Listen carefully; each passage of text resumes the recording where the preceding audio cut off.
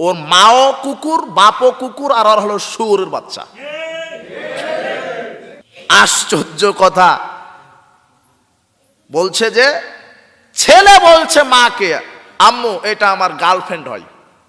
সারা রাত রেখেছে রুমে, সকালবেলা বাড়িতে দিয়ে আসছে।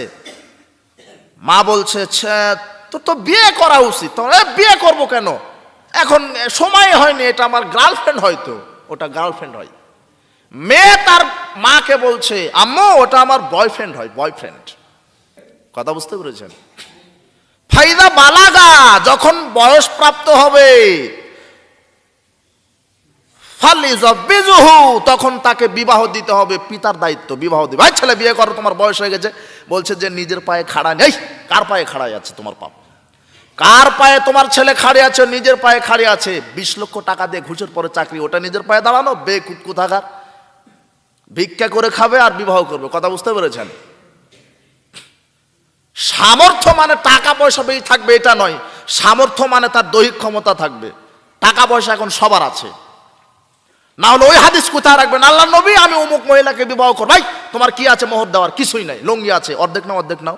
তো অর্ধেক যদি মোহর দাও তোমার হবে না, ওরও হবে না। তুমি কি জানো? কোরআন মাজিদের আয়াত জানি, শিক্ষা দাও।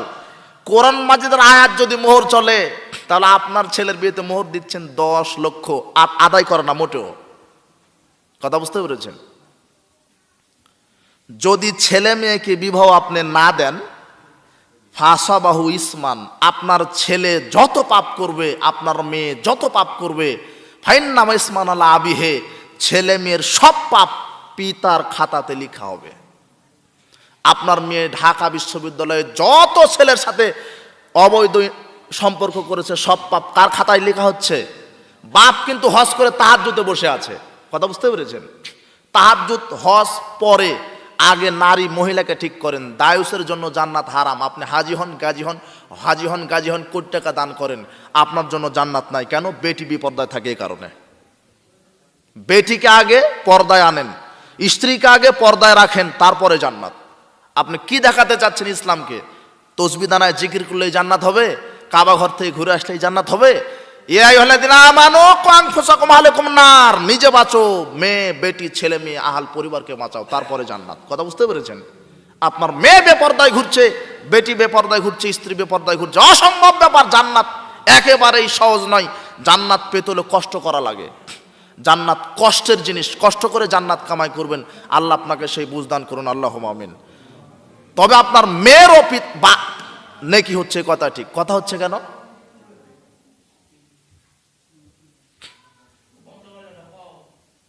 জি, কিয়ামতের আলামতের মধ্যে বলছিলাম যে জেনা ব্যভিচার বেশি হবে। জেনা ব্যভিচার বন্ধ করার একটাই পথ, ছেলে মেয়েকে সময় মতো বিবাহ দিতে হবে। কথা বুঝতে পেরেছেন? ছেলে মেয়েকে সময় মতো বিবাহ দেন, দেখেন জেনা ব্যভিচার থাকবে না। এটা একটা পথ, আরো অনেক পথ আছে। জেনা ব্যভিচার এত বেশি হবে, আল্লাহ নবী বলছেন লা তাযহাবুদ দুনিয়া, দুনিয়া ধ্বংসই হবে না। কখন ধ্বংস হবে? হাত্তা তাসাফাদু ফিত তরিকি তাসাফুদুল হামির, যতদিন না মানুষ গরু ছাগলের মতো রাস্তায় জেনা না করবে, গাধা গাধির মতো রাস্তায় মাঠে ঘাটে যতদিন না জেনা না করবে, ততদিন কিয়ামতি হবে না। এখন সবাই রাস্তাঘাটে মহিলা যে উলঙ্গ হয়ে ঘুরছে, ও জানে না গো একজন মহিলা, পুরুষ হয়ে ঘুরছে, মনে হচ্ছে যে পুরুষ। আর এখন তো সব পুরুষ হয়ে গেছে নারী। প্যান্ট টাকনুর নিচে আছে, প্যান্ট টাকনুর নিচে থাকবে মহিলাদের। কাদের? এখন মহিলাদের থাকে উপরে আর পুরুষদের থাকে নিচে। এই একটাতে নারী পুরুষ হয়ে গেছে, পুরুষ নারী হয়ে বসে আছে, এই একটাতে, আর তো দেখায়নি। আর আপনার বেটি ওই যে ঢাকাতে থাকে, গ্রামে এসে ঘুরছে গেঞ্জি পরে, শর্ট প্যান্ট পরে ঘুরছে, বয়স 18, 20, 22, 25, গেঞ্জি গায়ে দিয়ে ঘুরছে। ওর শরম লজ্জা আছে? ও গেঞ্জি তো গরু ছাগলকে শীতের সময় পরিয়ে দেওয়া লাগে। গরু ছাগল যা আপনার বেটি তা একই সমান, ওর চেয়ে খারাপ।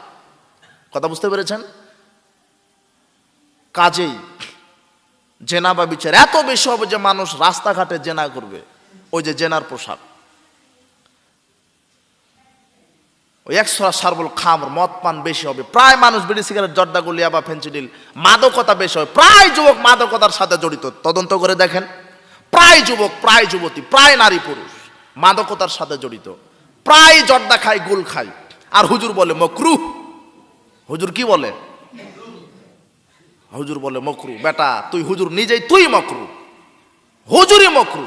জর্দা মকরু বউ আগের কথা, হুজুরি কি? হুজুরি চলবে না। এই মকরু বলে বলে হুজুররা ফতোয়া দিয়ে বিড়ি সিগারেট জায়েজ রেখেছে। কথা বলেন ঠিক কিনা? হ্যাঁ, ও নিজে জর্দা খায়। জর্দা হুজুর রাসূল বলছেন মাসকারা কাতিরু ফাকালিলু হারাম, যেটা বেশি খেলে বিবেকের ক্ষতি তার কমও হারাম। হুজুর জর্দা খায়, 200-150 গ্রাম জর্দা খাওয়াই দেন, হুজুর আর সূরা ফাতিহা তেলাওয়াত করতে পারবে না। তার মানে জর্দার একটা দানাও হারাম।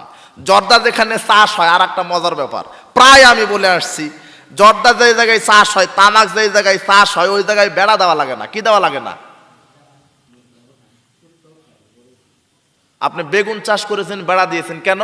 গরু ছাগলে খাবে, তাই সেজন্য সেই ভয়ে বেড়া দেননি। কিন্তু যেখানে তামাক এই জর্দা চাষ হয়, সেখানে কি দেওয়া লাগে না? কেন দেওয়া লাগে না? গরু ছাগলে খায় না, কোনো টেনশনই নাই। কে খায়? গরু ছাগলে খায় না, কে খায়? হুজুর খায়, হুজুর। কথা বুঝতে পেরেছেন? তার মানে হুজুর বুঝেনি ইসলাম। মুফতি সুদের সাথে জড়িত। মুফতি কিসের সাথে জড়িত? সুদের সাথে। আর একজন ভ্যান চালক, ও সুদ তো বহুদূরের কথা, এমনও ভ্যান চালক আছে সুদের বাড়িতে ঠিক খায়ও না। আছে না এরকম? তার মানে ভ্যান চালক ইসলাম বুঝেছে, কিন্তু হুজুর ইসলাম বুঝে নেই। জেনা ব্যভিচার বেশি হবে, মদ পান বেশি হবে, নারীর সংখ্যা বেশি হবে, পুরুষের সংখ্যা কম হবে। নারী আর নারী, রাস্তাঘাটে নারী আর নারী। আপনি রাস্তায় বের হলে দেখবেন মোড়ে মোড়ে দোকানপাটে শুধু নারী আর নারী, নারীর সংখ্যা এত বেশি হবে। এগুলো হচ্ছে কিয়ামতের আলামত। মদ পান বেশি হবে, নারীর সংখ্যা বেশি হবে, জেনা বেশি হবে, গান বাজনা বেশি হবে। আশ্চর্য কথা, হাজী সাহেবের বেটির বিয়ে হচ্ছে নাচ গান দ্বারা। কি দ্বারা? এইদিকে নাচ গান বাজনা বাজে না মনে হয়, এইদিকে ওইভাবে বাজে। হিন্দুর পূজাতে যে গান বাজায়, মুসলমানের বিবাহে তো ওই একই গান। তাহলে হিন্দুর পূজা আর মুসলমানের বিয়ের মধ্যে পার্থক্য আছে? কথাটা বুঝতে পারেন আপনি? রাসূল সাল্লাল্লাহু আলাইহি ওয়াসাল্লাম রাস্তা দিয়ে যাচ্ছিলেন, সামিয়া মিজমারান, গানের শব্দ, অশ্লীল গান বাজনা বাদ্যযন্ত্র শব্দ শুনলেন। ফাওয়াদা ইযবাইহি আলা উজুনাইহি, তার 2 আঙ্গুল 2 কানে ঢুকিয়ে দিলেন। ওনানিক তারিক, রাস্তা থেকে দূরে সরে গেলেন। গিয়ে বলছেন ওমর হাল তাসমাউ শায়া, এই আব্দুল্লাহ বিন ওমর, তুমি কি গান বাজনার এই বাদ্যযন্ত্র শব্দ শুনতে পাচ্ছ? কুলতুল্লাহ, তিনি বললেন না। ফারাফা ইসবাইহি মিন উজুনাইহি, তখন রাসূল সাল্লাল্লাহু আলাইহি ওয়াসাল্লাম 2 কান থেকে আঙ্গুল কি করলেন? সরিয়ে নিলেন। যখন গান বাজনা শুনতেছিলেন তখন ঢুকিয়ে দিয়েছিলেন, যখন আর শোনা যায় না তখন বের করে নিলেন। আর আপনার ছেলে মেয়ে আঙুল ঢোকানো তো দূরের কথা, ওই যে ন্যাংটা ইংরেজি পাকিস্তানি গান দিয়ে ইয়ারফোন ঢুকিয়ে নিয়ে বসে আছে। ইয়ারফোন দিয়ে ওকে সালাম দেন, গালি দেন, বলবো আমাকে সম্মানই করছে। পাগল আর ছাগলের মধ্যে পার্থক্য নাই, এরকম করছে আর যাচ্ছে। ও শিক্ষক যাচ্ছে না, পিতা যাচ্ছে না, ভাই যাচ্ছে না, চাচা যাচ্ছে, খেয়ালই নাই। ও আপনার বড় ছেলে ওইভাবে গান বাজনা আর জেনা নিয়ে ব্যস্ত, আর ওই দুধের শিশুকে আপনিও তো কাপুরুষ গেমস খেলতে লাগিয়ে দিয়েছেন। এভাবে খেলছে গেমস। কথা বুঝতে পেরেছেন? পাবজি, ফ্রি ফায়ার খেলে না বাচ্চারা? আজ থেকে 2 বছর পূর্বে একটা ছেলে যদি 5 ঘন্টা পড়াশোনা করত, এখন একটা ছেলে 5 মিনিটও বই পড়ে না। এই শুধু এরকম করছে, এরকম। কথা বুঝতে পেরেছেন? আশ্চর্য দুনিয়া, কিয়ামতের আলামত। সবাই জেনা ব্যভিচারে ব্যস্ত থাকবে, খেলতামাশা নিয়ে ব্যস্ত থাকবে, গান বাজনা দিয়ে ব্যস্ত থাকবে। গান বাজনা হারাম, গান বাজনা বন্ধ করতে হবে, জেনা ব্যভিচার বন্ধ করতে হবে, মদ পান বন্ধ করতে হবে। জুয়া, এই যে গেমস খেলা, এটা জুয়া। আপনি মনে মনে ছক্কা ক্যারাম খেলেন, এটা জুয়া। ক্রিকেট ভলিবল যদি টাকা দিয়ে খেলেন, জুয়া হবে।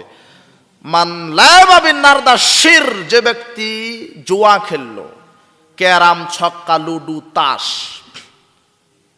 যে ব্যক্তি এগুলি খেললো, ফাকান নামা সাবগা ইয়াদু ফিল লাহমিল খিনজির দামিহি, সে যেন তার হাতকে শূকরের রক্তে এবং মাংসে ডুবিয়ে দিল।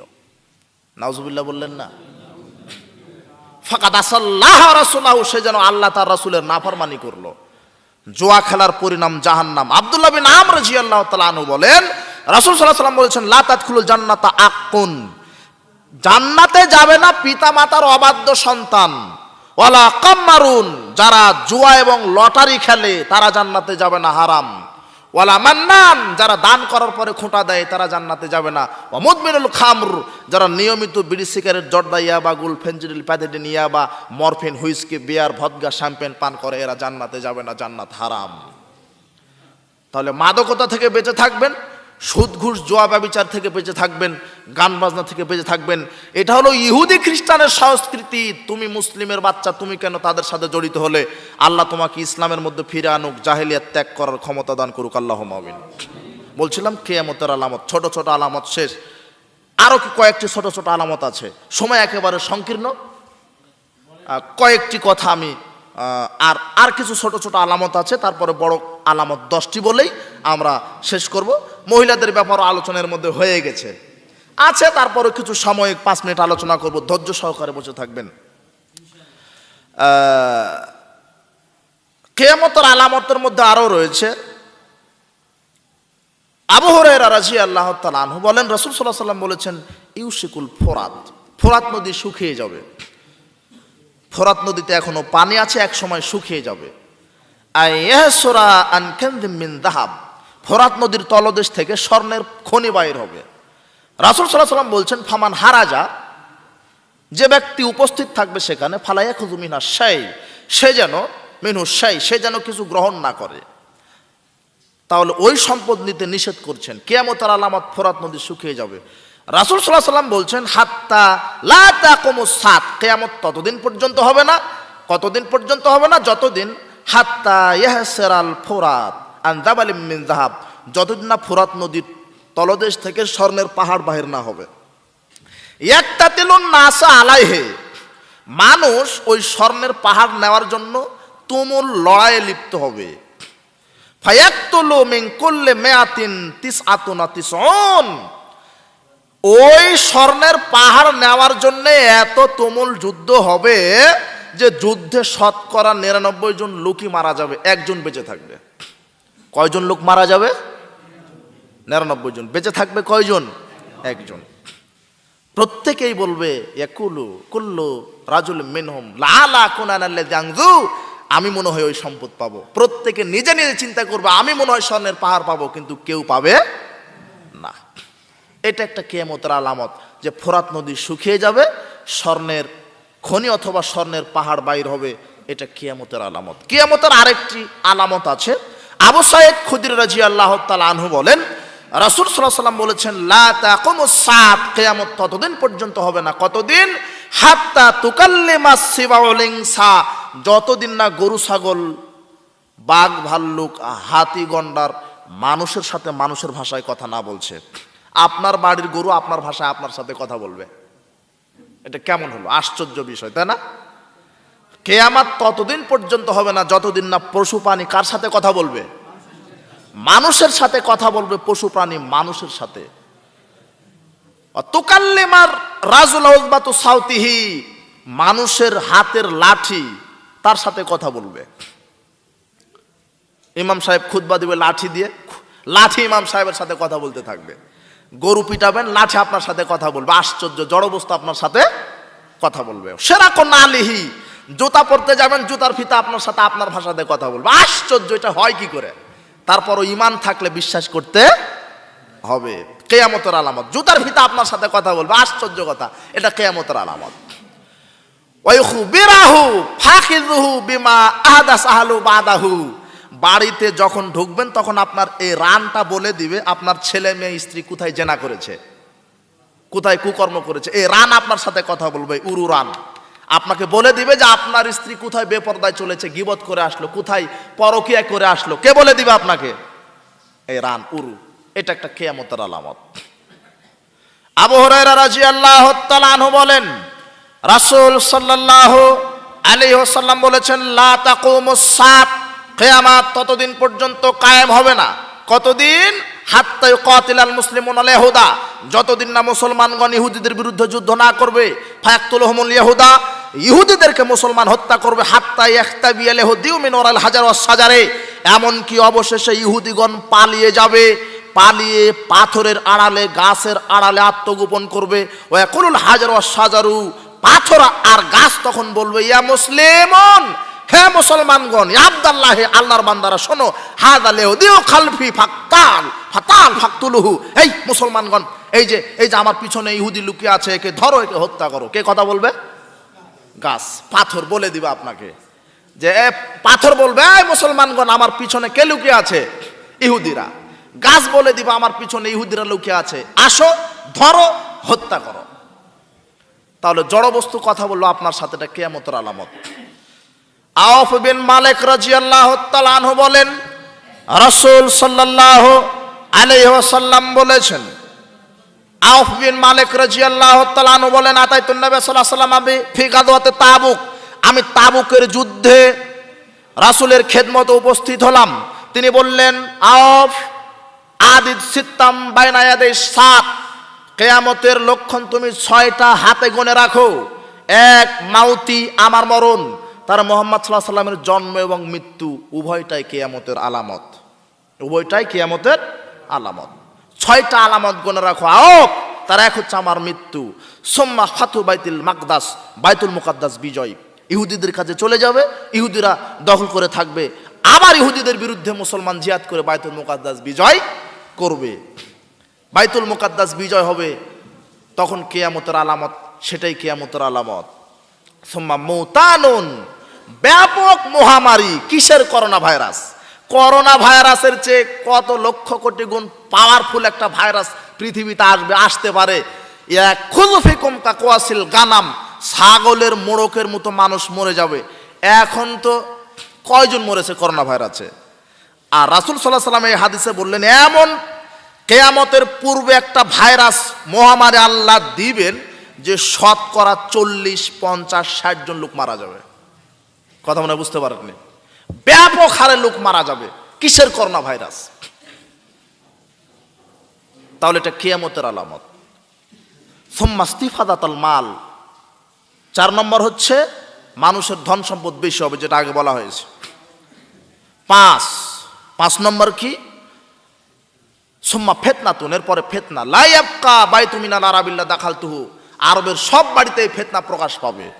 যেমন সারা পৃথিবীতে ফিতনার আলোচনা হলো না, ফিতনা কাকে বলে, ওরকম ফিতনা সারা পৃথিবীতে ছড়িয়ে পড়বে। আরব উপদ্বীপের সব বাড়ি ঘরে ফিতনা ফাসাদে ভরে যাবে। এটা হচ্ছে কিয়ামতের আরেকটা আলামত। 6, সুম্মা হুদুনাতুন, তা কোনো বাইনাকুম ও বাইনা বানিন আসফার, রোমকদের সাথে মুসলমানের একটা সন্ধি চুক্তি হবে। কাদের সাথে? রোমে যারা বাস করছে এখন, ইটালির রাজধানী কি? রোম। এদের সাথে মুসলমানের একটা সন্ধি হবে।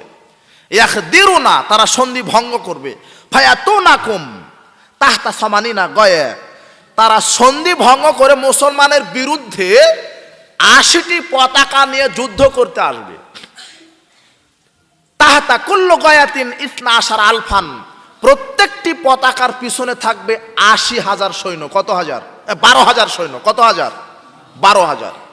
পতাকা থাকবে 80টি, প্রত্যেকটি পতাকার পিছনে থাকবে 12,000 সৈন্য। তার মানে 8 বারাং কত হয়? 96। 9,60,000 রোমান সৈন্য মুসলমানের বিরুদ্ধে যুদ্ধ করতে আসবে। আবু হুরায়রা রাদিয়াল্লাহু তাআলা আনহু বলছেন, রাসূল সাল্লাল্লাহু আলাইহি ওয়াসাল্লাম বলছেন, কিয়ামত ততদিন পর্যন্ত হবে না যতদিন না রোমকগণ মুসলমানের বিরুদ্ধে যুদ্ধ করবে। অর্থাৎ ওই যে 9,60,000 সৈন্য কাদের বিরুদ্ধে যুদ্ধ করবে? মুসলমানদের। এই যুদ্ধে মুসলমান 3 দলে বিভক্ত হবে। এক দল ভয়ে পালিয়ে যাবে, আর এক দল শহীদ হবে। যারা পালিয়ে যাবে তাদেরকে কিয়ামত পর্যন্ত আল্লাহ ক্ষমা করবেন না। যারা শহীদ হবে তাদেরকে আল্লাহ বিনা হিসেবে জান্নাত দিবেন। আর যারা জীবিত থাকবেন তারা ওই 9,60,000 রোমকদের উপরে বিজয় লাভ করবেন। আর তারাই কনস্টান্টিনোপল জয় করবেন। কনস্টান্টিনোপল জয় করার সাথে সাথে ইবলিস শয়তান বলবে, দাজ্জাল ঢুকে পড়েছে, দাজ্জাল। ঘটনা মিথ্যা হবে। এরপরে যখন কনস্টান্টিনোপল পার হওয়ার পরে সিরিয়ায় ঢুকবেন, তখন দাজ্জাল বাস্তবিকই চলে আসবে। সিরিয়া এবং ইরাকের মধ্যবর্তী কোনো রাস্তা দিয়ে দাজ্জাল বাইর হবেন। আর 9,60,000 রোমকদের সাথে যুদ্ধ হবে। যুদ্ধের নেতা হবেন ইমাম মাহাদি। কে? ইমাম মাহাদি। সম্ভবত এটা বোঝা যাচ্ছে, কেননা ইমাম মাহাদি আগে আসবেন, তারপরে দাজ্জাল আসবেন। কথা বুঝতে পেরেছেন? দাজ্জাল এসেই এমন কর্মকাণ্ড চালু করবে, ও যে রাস্তা দিয়ে যাবে মৌমাছির দল যেমন পিছনে আসে, ধন সম্পদ তার পিছনে পিছনে হেঁটে যাবে। দাজ্জালের ক্ষমতা দেখেন। দাজ্জালকে যারা মেনে নিবে তাদের টাকা পয়সার অভাব হবে না, দাজ্জালকে যারা মানবে না তারা একেবারে দরিদ্র হয়ে যাবে। দাজ্জালের এক হাতে থাকবে জান্নাত, এক হাতে থাকবে জাহান্নাম। যেটা মানুষ জান্নাত মনে করবে সেটা হবে যেটা মানুষ জান্নাত মনে করবে সেটা হবে জাহান্নাম, যেটা মানুষ জাহান্নাম মনে করবে সেটা হবে জান্নাত। দাজ্জালের এক হাতে থাকবে রুটির পাহাড়, এক হাতে থাকবে পানির পাহাড়। মনে হবে যে তিনি রাজ্জাক, কিন্তু প্রকৃত তিনি রাজ্জাক নন। রাজ্জাক কে? আল্লাহ। তিনি এমন কর্মকাণ্ড করবেন, তিনি এক যুবককে বলবেন, এই তুমি আমাকে মানো। যুবক বলবে, আমি তোমাকে মানবো না। যুবককে তরবারের দ্বারা দ্বিখণ্ডিত করে দুই খণ্ড এত দূরে নিক্ষেপ করবেন, তীরের ফলা যত দূর যায় তত দূর চলে যাবে। আবার বলবে আসো, যুবক চলে আসবে, হও, আবার হয়ে যাবে। দাজ্জালকে আল্লাহ এত পাওয়ার দিবেন, যুবক আবার গঠিত হয়ে আবার যুবককে বলবে ঈমান আনো। তখন যুবক বলবে, আমি আরো বিশ্বাসী হলাম যে তুই দাজ্জাল, আমি ঈমান আনবো না। সুবহানাল্লাহ। তাহলে এরকম কর্মকাণ্ড যখন হবে, এরকম কর্মকাণ্ড হতে হতে ঈসা ইবনে মারইয়াম আকাশ থেকে অবতরণ করবেন, দুইজন ফেরেশতার ডানার উপরে ভর দিয়ে মসজিদে দেমাস্কের শ্বেত মিনারায় অবতরণ করবেন। সুবহানাল্লাহ বিহামদি। ওখানে অবতরণ করবেন, গায়ে থাকবে হলুদ রঙের পোশাক, মাথা নিচু করলে টপ টপ করে ঘাম ঝরবে, মাথা উঁচু করলে মুক্তার দানার মতো ঝরবে ঘাম। তার নিঃশ্বাস যাবে, চোখের জ্যোতি যত দূর যায় তত দূর। তিনি দাজ্জালকে খুঁজ করবেন, বাইতুল মুকাদ্দাসের লুদ্দু দরজার সামনে তাকে পাবেন, তরবারি তারা তাকে একেবারেই। দাজ্জাল ঈসাকে দেখার সাথে সাথে লবণের মতো গলতে থাকবে, পানি হয়ে যেতে থাকবে। ঈসা ইবনে মারইয়াম, ঈসা তাকে একেবারে তরবারি ঢুকিয়ে দিয়ে হত্যা করে মানুষকে দেখাবেন, এই দেখো দেখো আমি দাজ্জালকে মেরেছি। কথা বুঝতে পারছেন? এগুলি কিয়ামতের পূর্বে এগুলি ঘটবে। মাহাদি আসবে, তারপরে দাজ্জাল আসবে, তারপরে ঈসা আসবে। ঈসা আলাইহিস সালাম যখন দাজ্জালকে মেরে দিবেন, তখন আল্লাহ বলবেন, ঈসা তুমি তোমার যারা ইমানদার বাহিনী, যাদেরকে আল্লাহ দাজ্জালের ফিতনা থেকে বাঁচিয়ে রেখেছিলেন, তাদেরকে আল্লাহ বাহির করবেন, করে বলবেন, ঈসা তুমি এদেরকে নিয়ে তুর পাহাড়ে আশ্রয় নাও। কেননা আমি এমন কিছু জাতি আবিষ্কার করেছি, কিছু লোকদেরকে, তাদের সাথে মোকাবেলা করার ক্ষমতা পৃথিবী তার কারণ নাই। অর্থাৎ তখন আল্লাহ ইয়াজুজ মাজুজকে ছেড়ে দিবেন। তার মানে প্রথমে আসবে মাহাদি, হ্যাঁ, তারপরে দাজ্জাল, তারপরে ঈসা, সর্বশেষ আসবে কারা? ইয়াজুজ মাজুজ। এটা একটা সম্প্রদায়, এদেরও পৃথিবীতে ঘর বাড়ি আছে, এদের স্ত্রী ছেলে মেয়ে আছে। কোথায় আছে আল্লাহ ভালো জানেন। কথা বুঝতে পেরেছেন? ইয়াজুজ মাজুজ তারা এসে এত ক্ষমতাধর, তাবারিয়া নামক নদীর পানি একেবারে শুকিয়ে ফেলবে পানি খেতে খেতে। পরের দল এসে বলবেন, কে জানে এসেছিল এখন নাই। ওরা এসে বলবে যে তারা খুন খারাপিতে এত পারদর্শী হবে যে যাকে দেখবে তাকে মেরে দিবে। তারা বলবে যে দুনিয়াতে আর কোনো মানুষ নাই, এখন আকাশবাসীকে মেরে দিতে হবে। তারা আকাশের দিকে তীর ছুড়বে, তখন আল্লাহ তাদের তীরকে নিয়ে রক্ত দিয়ে আবার নিচে ফেলে দিবেন। তারা বলবে যে আমরা আল্লাহকেও মেরে দিয়েছি। কথা বুঝতে পেরেছেন? এই ভাব কর্মকাণ্ড। তখন ঈসা ওই যে তুর পাহাড়ে তার সৈন্যকে নিয়ে বড় বিপদে থাকবেন, আল্লাহর কাছে তারা প্রার্থনা করবেন, আল্লাহ আমরা বিপদে আছি, খাদ্যের অভাবে মুক্তি দাও। তখন আল্লাহ ইয়াজুজ মাজুজের গর্দানে বিষাক্ত কীটের আযাব দিবেন, যেই কীটের আযাবে ইয়াজুজ মাজুজ সম্প্রদায় করে মরে পড়ে থাকবে, তাদের গন্ধে তারা টিকতে পারবে না। ঈসা আলাইহিস সালাম এবং তার সেনাবাহিনীরা টিকতে পারবে না। তখন আল্লাহর কাছে আবার দোয়া করবেন, আল্লাহ এই বিপদ থেকে রক্ষা করো। তখন আল্লাহ বৃষ্টি বর্ষণ করাবেন। কি বৃষ্টি? আর বখতি উটের গর্দানে নাই লম্বা লম্বা পাখি পাঠিয়ে দিবেন। তারা ওই পাখিগুলি ওই ইয়াজুজ মাজুজের লাশ নিয়ে নিয়ে তারা এক নদীতে ফেলে দিবেন, নদীতে ফেলে দিবেন, পরিষ্কার করবেন সারা পৃথিবী, বৃষ্টি দিবেন, সারা পৃথিবী চকচকে ঝকঝকে হয়ে যাবে। সেই সময় তা আল্লাহ আবার উর্বরতা দিয়ে ভরিয়ে দিবেন। ওই সময়তে একটা ডালিম খাবে একজন এক জামাত লোক, একটা বংশের লোক। ডালিমের যে খোসা, ওই খোসা দিয়ে মানুষ বাড়ির ছাদ তৈরি করতে পারবে। তাহলে কত বড় ডালিম হবে বলেন তো?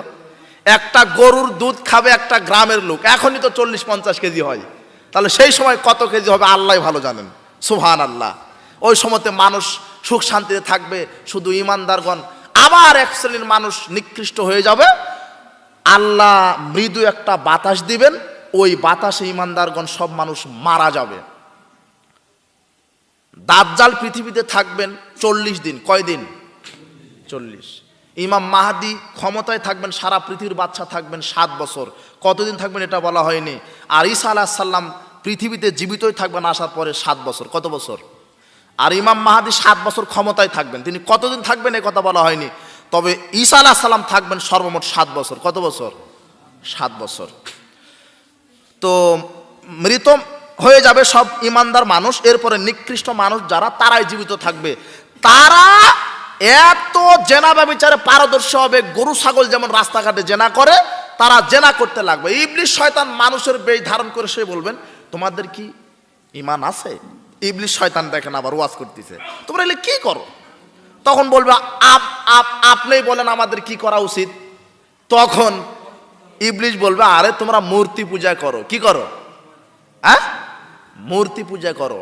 পৃথিবীতে আসার প্রথম পাপ মূর্তি পূজা, পৃথিবী ধ্বংসের শেষ পাপ মূর্তি পূজা। নূহ আলাইহিস সালামের কওমেরা সর্বপ্রথম যে পাপ করেছিলেন সেটা কি? মূর্তি পূজা। আর 7 আকাশের ওপরে প্রথম যে পাপ, সেই পাপের নাম কি বলেন তো? হিংসা। ওই যে ইবলিসকে বললেন না সেজদা করো, হ্যাঁ, তখন ইবলিস কি করলেন? হিংসা করলেন, আরে আমি আদমের চেয়ে বড়। তাহলে 7 আকাশের ওপরে সর্বপ্রথম যে পাপ সৃষ্টি হয়েছে সেই পাপের নাম কি? হিংসা। আর পৃথিবীতে আসার পরে সর্বপ্রথম যে পাপ সেটাও হিংসাই। ওই যে হত্যা, হ্যাঁ, কাবিল হাবিলকে কি করে দিল? হিংসার বশবর্তী হয়ে, যে ওর ইয়ে কবুল হলো আমারটা হলো না। আর নূহ আলাইহিস সালামের সময় প্রথম যে পাপ সেটা হলো মূর্তি পূজা। মূর্তি পূজা পৃথিবীর প্রথম পাপ, মূর্তি পূজায় পৃথিবীর ধ্বংসের শেষ পাপ। মূর্তি পূজা যখন করতে লাগবে তখন আর আল্লাহ বলবেন আর দেরি নাই, এখন আর লা তাকুমুস সাআত হাত্তা ইউকালু ফিল আরদি আল্লাহ আল্লাহ। যেদিন পৃথিবীতে লা ইলাহা ইল্লাল্লাহ বলার একটা লোক থাকবে না, সেই দিন তাদের উপরে কিয়ামত হবে। তাহলে চিন্তা করেন, লক্ষ কোটি মানুষ থাকবে, সবাই আল্লাহকে ভুলে যাবে, সবাই মূর্তি পূজা করবে। তখন আল্লাহ ইসরাফিলকে বলবেন, ইসরাফিল কি করো? ফোঁ দাও। ফোঁ দেওয়া শুরু, আকাশ জমিনে যা আছে সব তছনছ হওয়া শেষ। পরের ফুৎকার দিবেন, তবে 2 ফুৎকার ব্যবধান হবে 40। কত? 40 দিন না মাস না বছর এটা বলা হয়নি। প্রথম ফুৎকার দেওয়ার পরে 7 আকাশ 7 জমিন, আসমান জমিন, মানুষ জিন ইনসান সব ধ্বংস হবে। আর 40-এর পরে দ্বিতীয় ফুৎকারে সব উঠে বিচারের মাঠে যাবে। আপনাদের কিয়ামতের অবস্থা বোঝাতে পেরেছি? কিয়ামতের আলামত। তবে কিয়ামতের আলামত সবচেয়ে বড় 10টি, এই 10টি যখন প্রকাশ পেয়ে যাবে তখন দেখবেন যে কিয়ামত আসতে আর বেশি দেরি নয়। তার এক, সাহাবীগণ বলছেন আমরা নাজকুরুস সাত, কিয়ামত নিয়ে আলোচনা করছিলাম। রাসূল সাল্লাল্লাহু আলাইহি ওয়াসাল্লাম এসে বলছেন, এই শোনো, ইন্নাহা লাং তাকুমা হাত্তা তারা কাবলাহা 10 আয়াতিন। 10টি নিদর্শন না দেখা পর্যন্ত পৃথিবী ধ্বংস হবে না, কিয়ামত হবে না। তার এক, ওয়াদাখান, ধোঁয়া। পূর্ব পশ্চিমে 40 দিন অবধারিত হবে, একটি ধোঁয়া বাইর হবে। দাজ্জাল, দাজ্জাল বাইর হবে। দাব্বা, চতুষ্পদ জন্তু বাইর হবে। একটা জন্তু আল্লাহ বাইর করবেন পৃথিবীর মাটির নিচ থেকে, ওই জন্তু এখনো আসেনি। আশ্চর্য চতুষ্পদ জন্তু বাইর হবে। তখন বুঝতে হবে যে কিয়ামত আসতে আর দেরি। অতুল আশ-শামসু মিন মাগরিবিহা, পশ্চিম দিকে সূর্য উঠবে। পশ্চিম দিকে যখন সূর্য উঠবে বুঝতে পারবেন, তখন বুঝতে পারবেন যে কিয়ামত আসতে আর দেরি নাই। নুজুল ঈসা ইবনে মারইয়াম, ঈসা ইবনে মারইয়াম অবতরণ করবেন। ইয়াজুজ মাজুজ, ইয়াজুজ মাজুজ বাইর হবেন। ওয়া সালাসাতা খুসুফিন, 3 দিকে ভূমিধস হবে, ভূমিকম্প হবে। খসফিন বিল মাশরিক, পূর্ব দিকে ভূমিধস হবে। মাগরিব, পশ্চিম দিকে হবে। বিল জাজিরাতিল আরব, আরব উপদ্বীপে ভূমিধস হবে, ভূমিকম্প হবে। 10 আখিরুন নার, আখিরু যালিকান নার, আগুন বাইর হবে।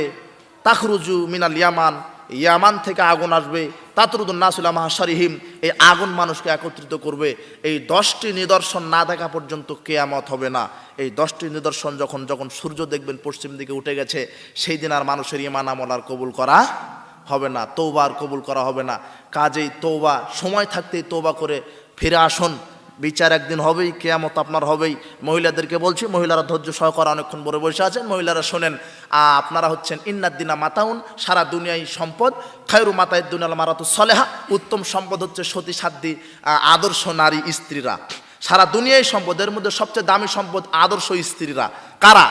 আদর্শ স্ত্রী। আদর্শ স্ত্রীর বৈশিষ্ট্যকে আল্লাহ বলছেন ফাসলিহাতু কানিতাতুন হাফিজাতুন লিল গায়বি বিমা হাফিজাল্লাহ।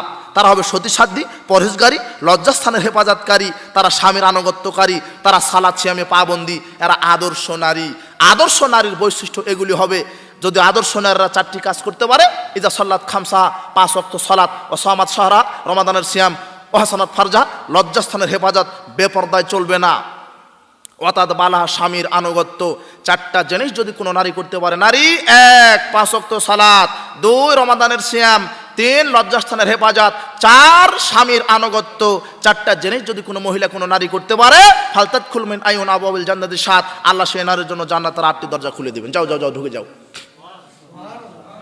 জান্নাতের 8টি দরজায় খোলা। মহিলারা 5 ওয়াক্ত সালাত আদায় করবেন। কোশ্চিন কালো নারী পুরুষ সালাতের সাথে আপোষ করবেন না। 5 ওয়াক্ত সালাত আদায় করতে হবে আপনাকে। নারী পুরুষ প্রত্যেকের জন্যই পর্দা আছে, পর্দা করবেন, বেপর্দায় চলবেন না। নারীদেরকে বলে যাব স্বামীর আনুগত্য করবেন। এক মহিলাকে আল্লাহ নবী বলছেন, আযাতু যাওজের আংতি, এই মহিলা তোমার স্বামী বেঁচে আছে? তিনি বলছেন, হ্যাঁ আমার স্বামী বেঁচে আছে। কাইফা আনতিলা, ওই তুমি তোমার স্বামীর জন্য কেমন বলো বলো। তখন মহিলা বলছেন, মালুহু ইল্লা মা আযাজতু আনহু, আমি আমার স্বামীর খুব তদবির করি, খেদমত করি, বাধ্য থাকি, কিন্তু আমার স্বামী তেমন আমাকে খেদমত করে না।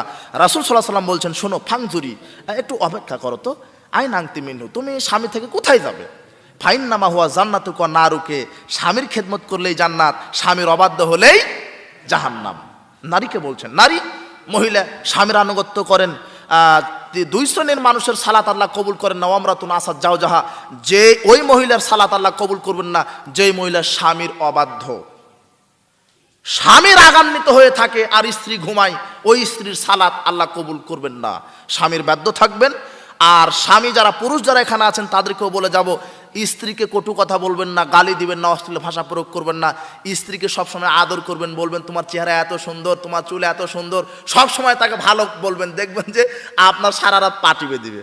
আর একবার যদি বলেন যে তোমার নাক বোঁচা, চেহারা কালো, ঠোঁট মোটা, কিয়ামত পর্যন্ত ভালোবাসবে না। কথা বুঝতে পেরেছেন? আপনাদেরও দায়িত্ব আছে, শুধু স্ত্রীর খেদমত দিবেন, স্ত্রীর খেদমত আপনারও করা লাগবে। কথা বুঝতে পেরেছেন? ঠিক মতো খাবার দিবেন, ঠিক মতো পরার দিবেন, অসুস্থ হলে চিকিৎসা করবেন। নারীদেরও আর একটা দোষ আছে, স্বামী এত কষ্ট করে ইনকাম করে, শাড়ি কিনে দেয়, লুঙ্গি কিনে দেয়, 1 মাস দিতে পারেনি, তখন নারী বলে, আব্দুল্লাহর আব্বা তোমার কাছে 20 বছর থাকলাম, কিছুই দিতে পারলে না, বলে না? এই যে অকৃতজ্ঞ মহিলা, এদের জন্য জান্নাত হারাম। স্বামী কষ্ট করে আপনাকে একটা শাড়ি কিনে দেয়, ওটা নিয়েই বলবেন, স্বামীর শুকরিয়া আদায় করবেন। আল্লাহ নারীদেরকে তৌফিক দান করুন, আল্লাহুম্মা আমিন। এই স্ত্রীর জন্যই স্বামীরা ভালো হয়, আবার স্ত্রীর জন্য স্বামীরা খারাপ হয়। স্ত্রী ইচ্ছা করলে স্বামীকে আদর্শ ওয়াক্তের বিড়ি সিগারেট সুদ ঘুষ থেকে ফিরে আনতে পারে, আবার ইচ্ছা করলে স্ত্রীরা একজন স্বামীকে খারাপ করে দিতে পারে। প্রত্যেকদিন ঘুতাবে, এই তুমি কি চাকরি করো? ফলের মধ্যে ফকিরউদ্দিন মোল্লা, তোমার বন্ধু এসি আছে, ফ্রিজ আছে, ডিসি আছে, কত কি গাড়ি বাড়ি আছে, তোমার কিচ্ছু নাই। এই ঘুতাতে ঘুতাতে স্বামীকে চুর বানিয়ে ফেলে না, সুদের সাথে জড়িত করে ফেলে। আপনার নারীদেরকে বলবো, স্বামীদেরকে এভাবে চাপ দিবেন না। আপনার স্বামী ভ্যান চালিয়ে খেতে পারে, বৈধ রুজি ইনকাম করে, ওখানে বরকত আছে, বৈধতে বরকত, অবৈধতে বরকত। কুকুরে বাচ্চা দেয় কয়টা? 5টা 7টা 10টা পর্যন্ত দেয়। সব বেঁচে থাকে? সব যদি বেঁচে থাকতো তাহলে আপনার এই এলাকায় মানুষের সাথে কুকুরের সঙ্গে বেশি হতো। কিন্তু যেমনি জন্মের হয়, জন্মের মরা মরে। গরুয়ে বাচ্চা দেয় কয়টা? একটা। 10 বছর 20 বছর পর শোনা যায় যে একজন আর 2টা হয়েছে, কিন্তু গাভী বাচ্চা দেয় কয়টা? তারপরও কুরবানি আসলে মুসলমান জন্মের খাওয়া খায় না? এরপরও গরুর অভাব আছে? গরু হালাল তাই তাদের বরকত, আর কুকুর হারাম তাই তাদের বরকত।